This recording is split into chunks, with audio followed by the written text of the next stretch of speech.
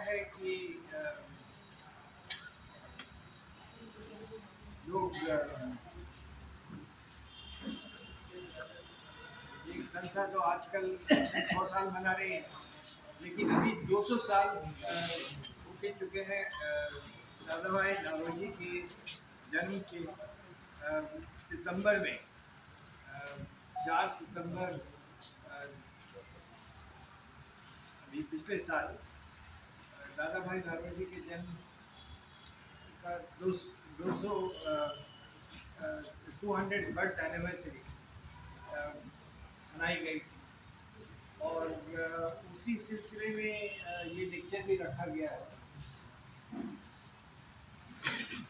दादा भाई नौरोजी की सिग्निफिकेंस तो ये अक्रॉस द बोर्ड है। मतलब दादा भाई नौरोजी की सिग्निफिकेंस कॉन्स्टिट्यूशनल मामलों में भी है, लीगल मामलों में भी है, पॉलिटिकल मामलों में भी है, इकोनॉमिक मामलों में भी है, सोशल और कल्चरल मामलों में भी है।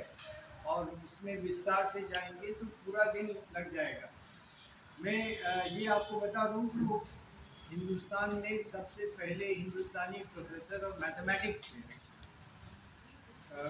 एल्फिंस्टन कॉलेज में वो प्रोफेसर ऑफ मैथमेटिक्स बने थे। और अक्सर लोग समझते हैं कि आज़ादी का आंदोलन वकीलों ने चलाया, वैसे मैथमेटिशियंस दादा भाई नौरोजी मैथमेटिशियन थे, गोपाल कृष्ण गोखले मैथमेटिशियन थे, लोकमान्य तिलक मैथमेटिशियन थे। और ये अक्सर लोग भूल जाते हैं, मैथमेटिशियंस खासतौर से भूल जाते हैं। तो वकील अपना याद रखते हैं कि उन्होंने ये किया वो किया। खैर, तो दादा भाई नौरोजी का कंट्रीब्यूशन फीमेल एजुकेशन में भी था, क्योंकि 1850 के आसपास उन्होंने बॉम्बे में 6 स्कूल्स उन्होंने और उनका एक ग्रुप था, उसने 6 स्कूल्स बनाए थे लड़कियों के एजुकेशन के लिए। इनिशियल फोकस तो पारसी लड़कियों के लिए था, लेकिन वो गरीब लड़कियों के लिए स्कूल्स बन गए। तो आजकल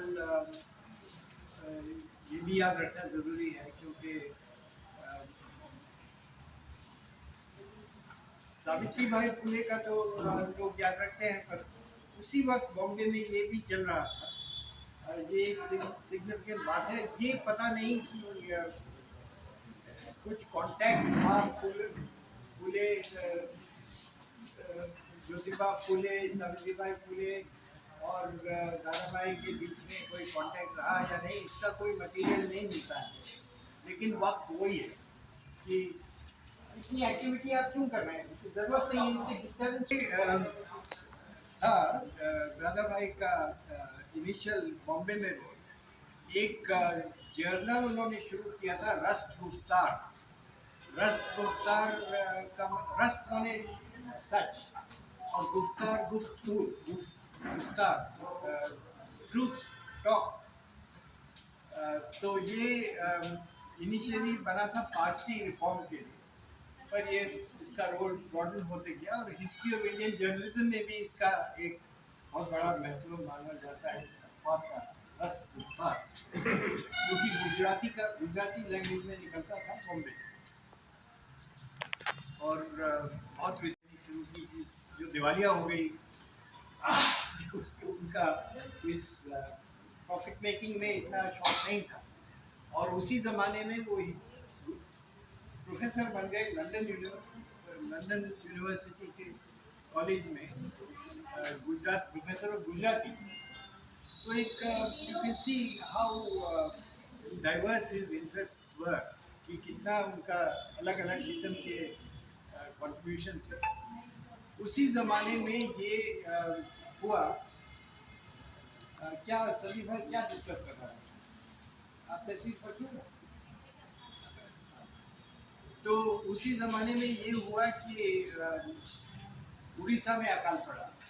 अकाल उस ज़माने में काफ़ी पड़ते थे हिंदुस्तान में। उड़ीसा में अकाल पड़ा, 1 मिलियन डेथ्स हुई। कहते हैं कि कम से कम 1 मिलियन, और ये तो फिर चल रहा।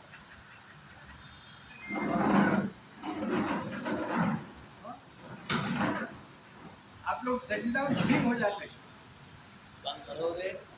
अच्छा, अरे इसको बंद कर पड़ा उड़ीसा में। तो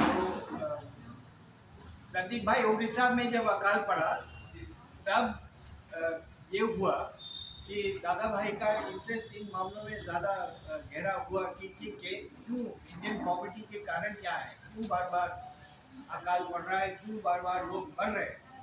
तो पॉवर्टी स्टडीज़ के भी वो दादा भाई पायनियर हैं और उन्होंने क्या क्या चीज़ें कितनी डेप्थ में वो गए इस चीज़ को लेके। इसकी उनकी जो एक किताब है poverty and un-British rule in India, उसमें उन्होंने उनके पुराने लेख उसमें हैं। तो ये लेख बहुत पहले उनका था जो उन्होंने इस मसले पर लिखा था, द पॉवर्टी ऑफ इंडिया। उसमें एक टेबल है 1876 1877 की। उन्होंने कोशिश की है हिसाब लगाने की कि हिंदुस्तानी आदमी और औरत और बच्चा, उसकी रिक्वायरमेंट्स क्या है और क्या उसको मिल रहा है। तो उन्होंने जो हिसाब लगाया वो पंजाब के लिए लगाया, क्योंकि पंजाब ज़्यादा प्रॉस्परस था। तो ये दिखाना चाह रहे थे कि यहाँ भी कितनी मिनिमम रिक्वायरमेंट है, तो और प्रोविंसेस का तो और भी बदतर हाल होगा। लेकिन यहाँ उन्होंने दिखाया कि आदमी के लिए लेबरर, जो पंजाब में लेबरर था, उसका हिसाब लगाया कि साल में 2 धोती के लिए उसको कम से कम 1 रुपया चाहिए, और जूतों के लिए उसको 1 रुपया चाहिए, और पगड़ी के लिए 1 रुपया चाहिए, और बंदी जो warm weather and cold weather, ठंड और गर्मी के लिए बंदी जिसे मैंने पहनी हुई है वार्म वेदर वाली, ये इसके लिए 1 रुपया 8 आने, और कमीज़ के लिए 4 रुपये, और लंगोटी के लिए 4 आने, और चादर के लिए 12 आने, और पजामा के लिए 12, और वो कुल मिला के 10 रुपये 4 आने आदमी के लिए चाहिए। औरत के लिए 2 पजामे का 1 रुपया, 1 घाघरा का 2 रुपया, 2 चादर का 1 रुपया, 4 चोली का 1 रुपया, चूड़ियों का 8 आने, जूतों 2 पेयर शूज, 2 जूते 8 आने, और हेयर ड्रेसिंग जो आदमी पंजाबी को आदमी को ज़रूरत नहीं थी क्योंकि वो तो अपना पगड़ी पहन रहा था। तो ये हेयर ड्रेसिंग औरत 3 आने। तो ये हिसाब लगाया उन्होंने कि इतना मिनिमम ज़रूरतें हैं, और ऐसी बच्चों का। और ये भी उन्होंने कहा कि इसमें मैं वो चीज़ें नहीं ले रहा हूँ जो wedding, birth, funeral expenses, medical, educational, social and religious wants, उसके बारे में मैं इसमें नहीं जोड़ रहा हूँ। तो मिनिमम इतनी ज़रूरत है, और विच विल बी ₹34 पर head per annum in a family of 4। Again, और फिर प्रोडक्शन का अलग हिसाब लगा चुके थे, क्रॉप्स कितनी पैदा हो रही है, क्या प्राइस लेवल क्या है, उसके हिसाब से उन्होंने प्रोडक्शन लेवल का हिसाब लगाया, ग्रॉस डोमेस्टिक प्रोडक्ट। और वो कहते हैं कि दिस इज, ये जो मिनिमम रिक्वायरमेंट है वो ₹34 पर head per annum in a family of 4 against the production of ₹20 per annum at the outset. कि मैक्सिमम जो प्रोडक्शन हो रहा है, इनकम हो रही है पर एनम, वो ₹20 पर एनम है। ये उन्होंने हिसाब लगा के कंट्री के सामने रख दिया। और ये पंजाब, तो बाकी जगहों का तो और भी पूरा गैप बहुत ही ज़्यादा होगा। तो उन्होंने ये दिखाया कि हमारा जो ये फ्रेजिलिटी है एग्जिस्टेंस की हिंदुस्तान में, वो ये हाल है, इतना मिनिमल एक्सपेंस है इतने साल ब्रिटिश रूल के बाद। और इसलिए वो कहते थे, और उन्होंने, क्योंकि मैथमेटिशियन तो वो थे ही, स्टैटिस्टिशियन, तो उन्होंने पूरा इंडिया और ब्रिटेन की इकोनॉमिक रिलेशनशिप को एनालाइज किया, आर्थिक रिलेशनशिप को एनालाइज किया, और ये दिखाया कि एक ड्रेन हो रहा है, ब्रेन ड्रेन नहीं, ड्रेन हो रहा है जो हिंदुस्तान से रेगुलरली जा रहा है इंग्लैंड, और उसके लिए हिंदुस्तान को कोई वापस में कुछ नहीं मिलता। तो this was an example of unequal exchange, जिसको आप इकोनॉमिस्ट स्टडी करते हैं एज अनइक्वल एक्सचेंज। अफ्रीका की को लेके भी एक किताब है एरिगरी इमैनुअल की ऑन अनइक्वल एक्सचेंज। तो ये unequal exchange is now a matter of great focus by economists. पर ये बात और पॉवर्टी स्टडीज ये दादा भाई ने तभी उठा ली थी। तो क्या कोई प्रॉब्लम है क्या?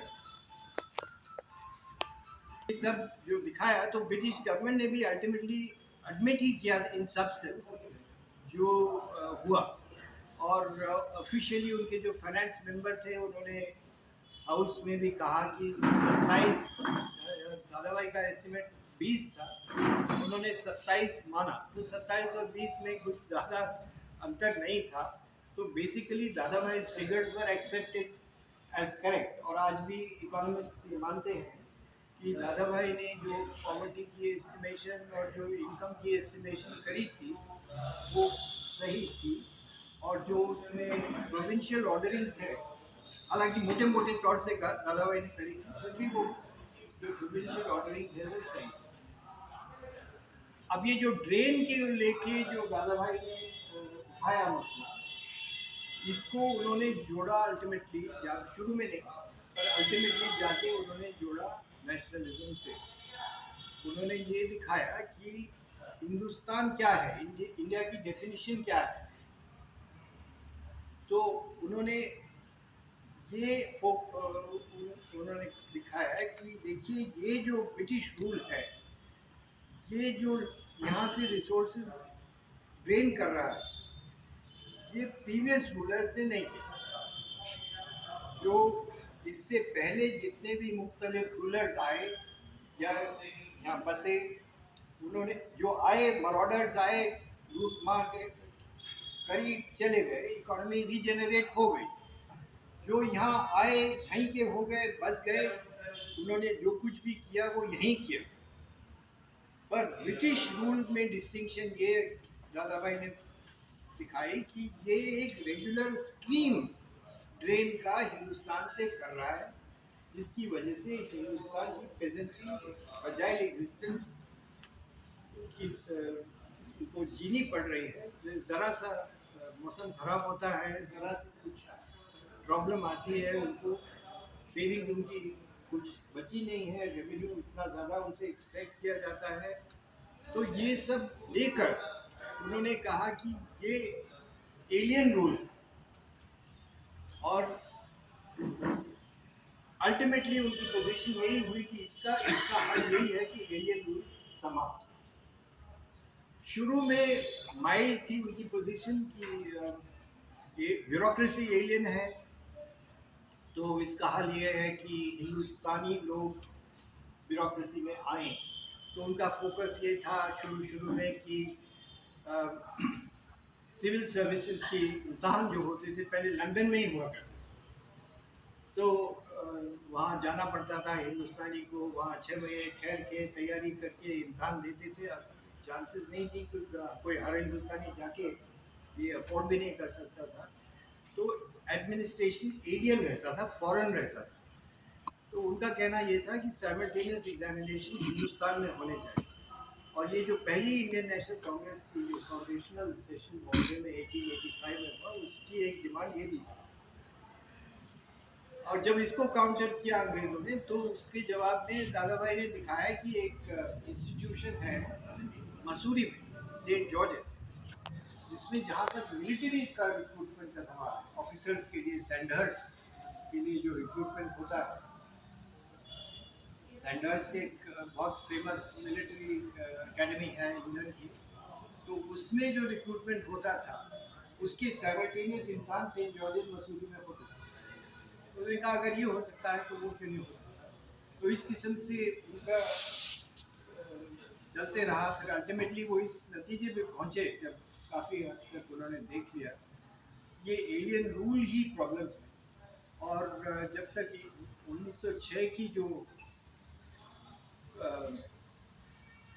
आप आते जाते रहेंगे तो फिर तो उसका सीक्वेंस भी आपको नहीं समझ तो 1906 की जो कांग्रेस हुई उसमें दादा भाई ने ये दिखाया कि Swaraj is the solution for this problem because so long as the alien rule continues, you will not have an end to trade, and you will not have an end to this kind of insensitive rule that you have. जो ऐसा administration जो कि आम आदमी की परवाह तक नहीं करे, इसका उन्होंने सोचा नहीं होगा कि he thought of it as a pre-condition.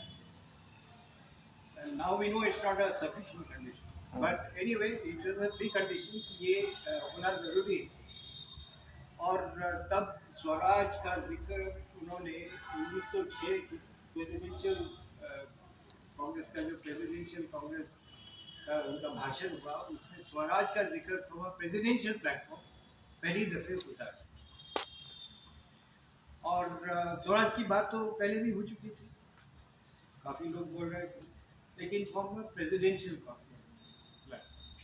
और फिर दूसरी बात ये he defined it as a national object। और तब तक स्वराज का कॉन्सेप्ट भी ये था कि जैसे एशियन गवर्नमेंट जैसे कॉलोनीज में नेपाल में है और जगह है वैसा जो है। पर 1906 में दादा भाई ने पहली बार बोला Swaraj means self-government as in the UK and the colony। So as in the UK जो उन्होंने जोड़ा उससे उससे काफी तहलका मच गया, क्योंकि उसका मतलब ये था कि he without actually breaking the law of sedition, without actually saying that he wants an end to the British Empire, he is actually claiming the same rights as the British Parliament, because वो ये तो कह चुके थे कि हमें taxation power यहीं लानी है, हमें फुल रिप्रेजेंटेशन चाहिए। तो अब ये कह रहे हैं कि एज इन दी यूके और इन द कॉलोनीज जो पहला वाला फॉर्मुलेशन था वो भी रिटेन किया। तो उन्होंने रास्ता खोल दिया, he laid the foundation for subsequent events। और इसीलिए गांधी जी भी उनको कहते थे कि he is the author of nationalism, he is the author of our nationalism। And वो पैसेजेस में आपको पढ़ के सुनाऊंगा। पर साउथ अफ्रीका में जब गांधी जी गए तो 1893 में गए, 1893 में गए और 1894 में एक आया लेजिस्लेशन नेटाल में जो इंडियंस की वोटिंग राइट्स को रिस्ट्रिक्ट कर, तो उसके खिलाफ गांधी जी ने ऑर्गेनाइज करना शुरू किया। पर उन्होंने एक चिट्ठी लिखी दादा भाई को जो लंदन में थे उस वक्त और एमपी भी बन गए थे लंदन में। वो चिट्ठी मैं आपको पढ़ के सुनाता हूँ एक्सट्रैक्ट। उन्होंने कहा आई एम येट इनएक्सपीरियंस, मेरा अभी तजुर्बा कम है, and young and therefore quite liable to make mistakes, मेरे से गलतियाँ हो सकती हैं। The responsibility undertaken is quite out of proportion to my ability। जो जिम्मेदारी मेरे पे आके पड़ी है वो मेरी काबिलियत से कहीं ज़्यादा है। You will therefore oblige me very greatly if you will kindly direct and guide me and make necessary suggestions। तो मुझे गाइड कीजिए and make necessary suggestions which shall be received as from a father to a child, to his child। तो वो कह रहे हैं कि जैसे एक बाप अपने बेटे को कोई एडवाइस देगा वैसे ही मैं आपकी एडवाइस रिसीव करूँगा एक बेटे के तौर पर। अब इसकी गहरी मीनिंग आप समझ लीजिए कि वो वाकई गांधी जी अपने आप इनको दादा भाई को एक फादर फिगर मानते हैं। और उसकी वजह एक ये भी थी, एक पर्सनल भी थी। दादा भाई का जो एज डिफरेंस अपने खुद के फादर के 47 साल का, और दादा भाई के साथ एज डिफरेंस गांधी जी का 44 साल, very comparable. And he certainly saw him as a father figure. और वो जितने साल साउथ अफ्रीका में रहे, वो चिट्ठी पत्री उनकी चलती रही। जब साउथ अफ्रीका से इंग्लैंड गए 1906 में, तो उनको कोई मसला था जो ब्रिटिश अथॉरिटी से टेकअप करना था। तो दादा भाई लंदन में थे, तो Dadabhai went with Gandhi to meet the secretary of state for colony. और उनको चेतावनी भी दे के आए दादा भाई, क्योंकि Dadabhai was a very blunt speaker. तो चेतावनी भी दे के आए secretary of state for colonies को कि अगर आपकी हिंदुस्तानियों के साथ इस किस्म की बदसलूकियाँ चलती रही तो एक बहुत धब्बा लगेगा ब्रिटिश एम्पायर पे। ये चेतावनी दादा भाई लेके आए secretary of state for colonies को 1906 में, जब गांधी जी को लेके दोनों इकट्ठे गए थे मिलने के लिए। HO अली भी उनके साथ थे साउथ अफ्रीका से, और ये सब गए थे secretary of state for colonies. तो दादा भाई का एक सहारा गांधी जी के लिए रहा है। Dadabhai was a tower of strength for Gandhi ji bhai. Gandhi ji was in South Africa, और फिर दादा भाई वापस आ गए हिंदुस्तान। और जब गांधी जी वापस आते हैं साउथ अफ्रीका से इंग्लैंड होते हुए 1915 में, तो उसी महीने वो दादा भाई से मिलने बॉम्बे में। जब बॉम्बे में ही गांधी जी पहुँचे, तो दादा भाई से मिलने गए। दादा भाई का रेडिकलाइजेशन हो रहा और साथ साथ गांधी जी का। तो 1904 में एम्स्टर्डम में एक इंटरनेशनल कांग्रेस ऑफ सोशलिस्ट जो दादा भाई ने अटेंड किया, where he was given a rousing reception. पूरा हॉल खड़ा हो गया उनको, because he was the oldest and he was the only representative there from a colonial country. तो उस कॉन्फ्रेंस में रोसा लक्समबर्ग भी थी, कार्ल काउट्स्की भी थे,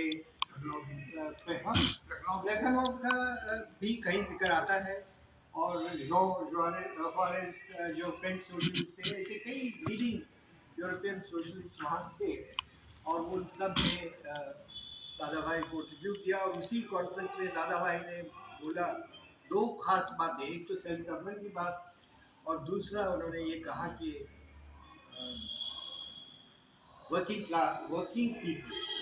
वर्किंग पीपल कौन होते हैं।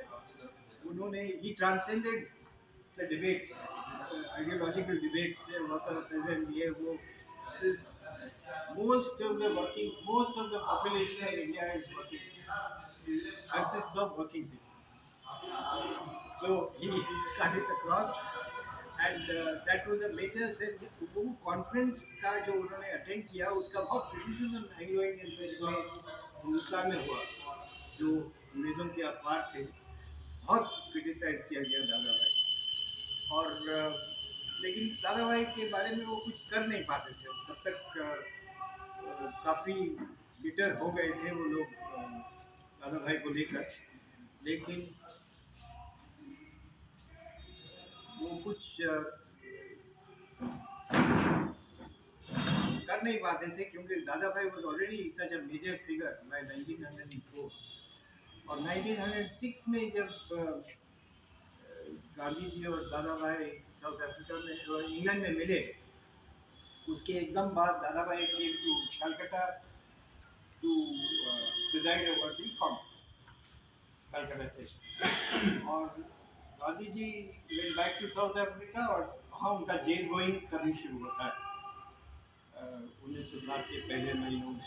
तो both became radicalise almost together. और 1906 का जो उनका जो दादा भाई का जो भाषण है, that is worth reading, because उसमें वो कई बातें ऐसी बोलते हैं। एक तो वो कहते हैं कि एजिटेट एजिटेट एजिटेट, दादा भाई को अक्सर मॉडरेट डब्बे में डाल दिया जाता है, लेकिन दादा भाई is gone much beyond that. He has not broken with the empire. He has not broken with the empire. But even Australia, Canada, New Zealand, even today have not broken from the empire. So Dada Bhai was actually saying that you agitate because the life of England is agitation. उनके जितने भी public causes हैं they are based on agitation, चाहे suffragette का हो चाहे कुछ हो. तो उनका कहना ये था कि advance public causes are advance through agitation, तो यू मस्ट एजिटेट. और एजिटेट अब एक जगह तसल्ली से हो गई. तो अब एजिटेट क्योंकि agitate means to inform. These are his words. I am not adding something. He says to agitate means to inform. You are informing those from whom you are wanting that something be done. You are informing them of your rights, and you are informing those who you are representing of what their rights are. So he says agitate means to inform, and it's a lovely dress. और उसी में वो ये भी कहते हैं, आजकल तो डिमांड हो रही है ना कि अफ्रीकन कंट्रीज भी कह रहे हैं कॉलोनियल कंट्रीज को कि आप रेपरेट जो आपने एक्सप्लॉयटेशन हुआ किया उसका मुआवजा दीजिए. वो बात दादा भाई कह रहे हैं 1906 में कि हमें नीड रेपरेशन. और एक बड़े फेमस आज बाय द वे आज डॉक्टर मार्टिन लूथर किंग की डेथ एनिवर्सरी है, तो आज के दिन उनको असैसिनेट किया गया. डॉक्टर मार्टिन लूथर किंग की से पहले माने जाते हैं doctor W.E.B. Du Bois, black leader in America, African leader. उन्होंने दादा भाई का एड्रेस अपने जर्नल में छापा, एक्सट्रैक्ट से पूरा एड्रेस, और यही कहा कि कोई भी self respecting person will speak this language. और ये डॉक्टर डुबोइस का है. Doctor Dubois was a leading sociologist. तो और उसी ज़माने में दादा भाई का इतना रेडिकलाइजेशन भी हुआ है कि अफ्रीकन लीडर्स के साथ उनका कांटेक्ट बढ़ा. और एक पैन अफ्रीकन कांग्रेस हुई थी 1900 में, उसके लिए उन्होंने फाइनेंशियल सपोर्ट दी, ज़्यादा नहीं पर दी. और एक एंटी लिंचिंग कमेटी बनी थी.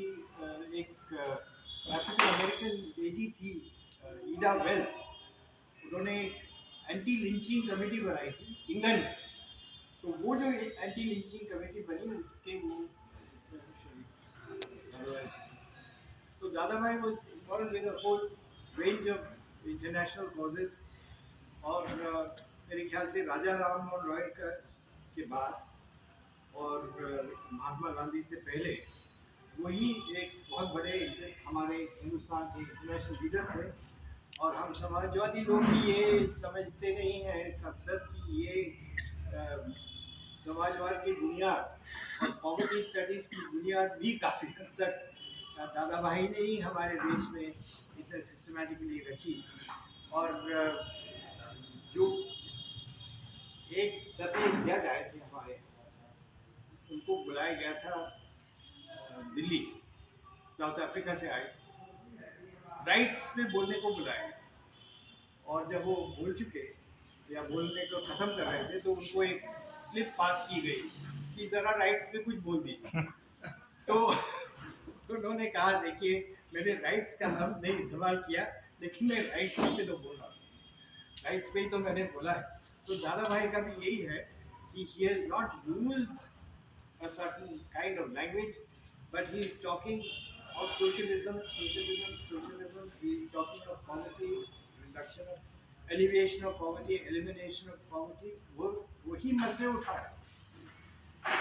जो गांधी जी ने सॉल्ट सत्याग्रह शुरू करी 1930 में, तो अक्सर लोग कहते हैं कि उनको बड़ा ताज्जुब हुआ कि, हाँ संदीप भाई, लोग समझते हैं कि बड़ा ताज्जुब हुआ कि गांधी जी ने सॉल्ट कहाँ से उठा लिया मसला। लेकिन दादा भाई ने 1870s में सॉल्ट टैक्स के खिलाफ it must do, and Gandhi ji was a great student of the writings of Dadabhai. तो ये बात तो गांधी जी के दिमाग में थी कि कभी ना कभी इस टैक्स के खिलाफ हमें लड़ना है। और 1919 में बल्कि दो लोगों को लगाया गांधी जी ने सॉल्ट टैक्स को स्टडी करने, और सॉल्ट कमिश्नर को, एक्साइज एंड सॉल्ट का एक कमिश्नर होता था, उसको चिट्ठी लिखी कि मैंने इन दोनों को लगाया इस काम पे, please make available all documents and data to them for this purpose. तो आप समझ लीजिए कब से ये बात गांधी जी के दिमाग में चल रही होगी कि ये हमें इस मसले को उठाना है। तो यही बातें आपसे शेयर करनी थी, और कुछ सवाल हो तो बताइए। मैंने तो मेरे ख्याल से मुख्य बातें तो हो गई। और हाँ, एक चीज़ और, हिंद स्वराज में वो हिंद स्वराज का जो स्टाइल है गांधी जी का, 1910 में छपा, 1909 में हिंदी गुजराती में छपा, और फिर 1910 में अंग्रेजी का तर्जुमा छपा। तो जो 1910 वाला जो है, उसमें वो रीडर एडिटर के स्टाइल में है। एडिटर मीनिंग गांधी है, रीडर की कई थ्योरीज है कौन भी वो रीडर। तो रीडर एक जगह बोलता है कि भाई ये क्यों आप दादा भाई करते रहते हैं, ये इसने क्या किया, दादा भाई ने क्या, कुछ निकला नहीं, क्या आप करते रहते हैं। उनको ब्रिटिश का एजेंट ये भी बोला, कई चीजें हुई। तो इस पे गांधी जी ने जवाब दिया, I must tell you with all gentleness that it must be a matter of shame for us that you should speak about that great man in terms of disrespect. Just look at his work. He has dedicated his life to the service of India. We have learned what we know from him. It was the respected Dada Bhai who taught us that the English had sucked our life blood. हमारा पूरा system का life blood अंग्रेजों ने सक किया है, ये बात उन्होंने हमें समझाई। What does it matter that today his trust is still in the English nation? Is Dada Bhai less to be honored because in the exuberance of youth we are prepared to go a step further?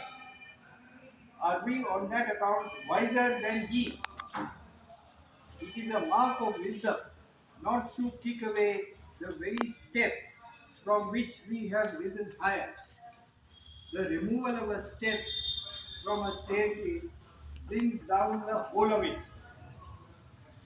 He would always command my respect. Such is the case with the grand old man of India. उनको grand old man of India कहा जाता है.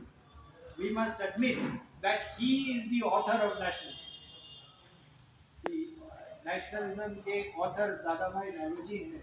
We must admit, ये गांधी जी कहते हैं। जब दादा भाई 1893 का लाहौर में जो कांग्रेस का सेशन हुआ, वो एड्रेस करने दादा भाई आए, तो पूरा हिंदुस्तान घूमे, लखनऊ आए कि नहीं मालूम नहीं, पर अलीगढ़ आए और इलाहाबाद गए और जगह भी गए। जब दिल्ली में उनकी ट्रेन दाखिल हुई तो दिल्ली के वर्कर्स ने लाइन किया ट्रैक उनको वेलकम करने के लिए 1893। और जब चांदनी चौक में उनका काफिला गुजरा तो 400 कैरेजेस, 400 बग्गियां होती थी उन दिनों, 400 बग्गियां चांदनी चौक से गुजरी। 1893 में ये हालत उनका नेचर था। लाहौर पहुंचे तो वहाँ अनारकली बाजार में कहते हैं कि बिल्कुल फेरी टेल एटमोसफियर था, जैसे वो बहुत बड़ा सेलिब्रेशन हो रहा हो। तो ये उनका इम्पैक्ट हिंदुस्तान में पड़ा।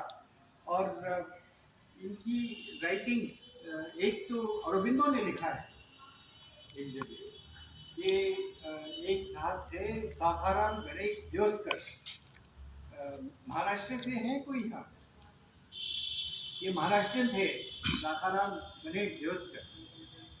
ये बस गए थे बंगाल में। तो इन्होंने दादा भाई की राइटिंग्स को लेकर 1901 में तो छप गई इधर पॉवर्टी एंड अनब्रिटिश रूल, तो वो लेकर, और विलियम डिग्बी जो एक सिंपैथेटिक थे ब्रिटिशर इंडिया को, और आर.सी. दत्त जिनकी इकोनॉमिक हिस्ट्री ऑफ इंडिया बड़ी फेमस हुई, और जिन्होंने 1900 का जो 1899-1900 की कांग्रेस से प्रिजाइड किया, उन सब की राइटिंग्स को लेकर बंगला में छापा। और वो इतना पॉपुलर हुआ वो टेक्स्ट, वो किताब, इसका नाम था देशेर कथा। देशेर कथा, देशेर कथा। वो इतना पॉपुलर हुआ कि अरबिंदो लिखते हैं कि स्वदेशी मूवमेंट 1905 वाली स्वदेशी, उस पे उसको एक बहुत बड़ा प्रोत्साहन उस किताब से मिला। और तो ये समझिए कितना बड़ा असर दादा भाई का हिंदुस्तान पे रहा है।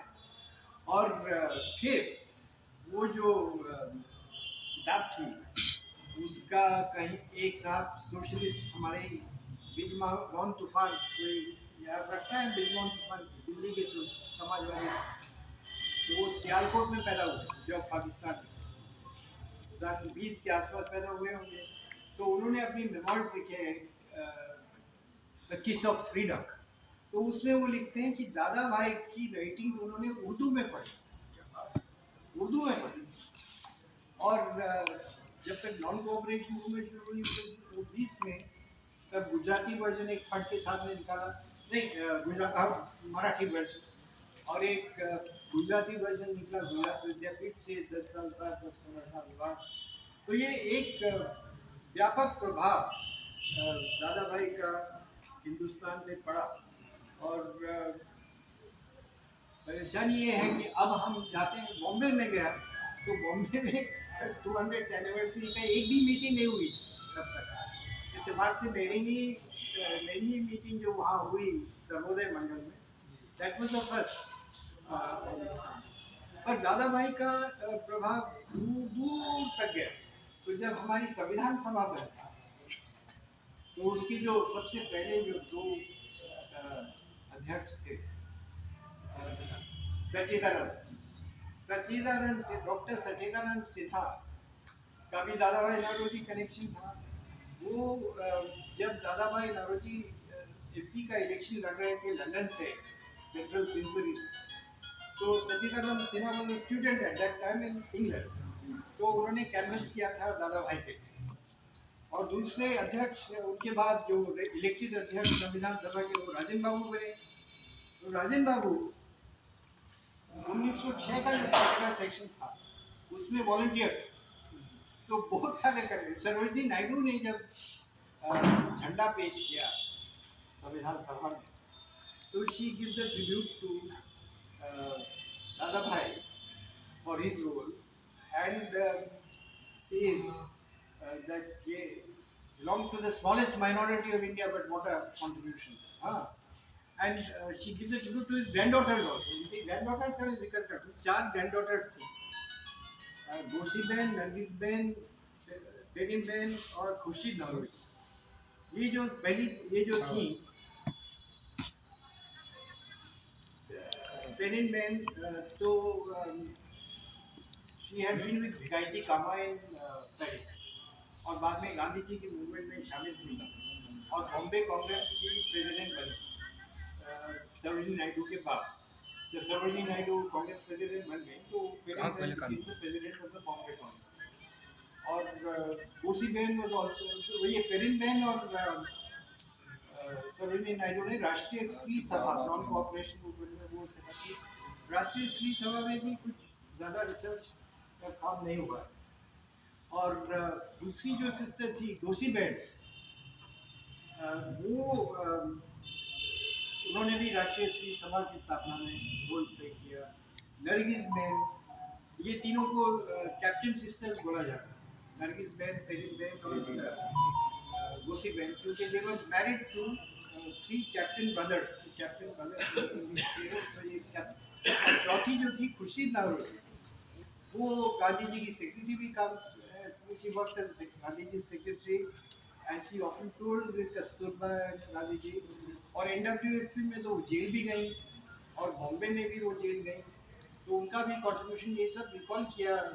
सरोजिनी नायडू ने भी संविधान सभा में जब ये फ्लैग पेश हो रहा था, तो ये इन सब के बहुत बड़ा रोल है हमारे फ्रीडम स्ट्रगल में, और इसलिए इनको मेरे ख्याल से याद हम रखें। एक तो खुशी दारोजी के बारे में मैं बता दूं कि इनमें उनकी एक चिट्ठी है गांधी जी के नाम, इसमें वो कहती हैं मैं सीएसपी ज्वाइन कर रहा हूँ, कांग्रेस सोशलिस्ट पार्टी में ज्वाइन कर रहा हूँ, और गांधी जी उनको जवाब देते हैं कि वेलकम जी, it's good that you are joining the CSP. So even she was connected with the socialist movement in that way. So thank you very much. It was a pleasure.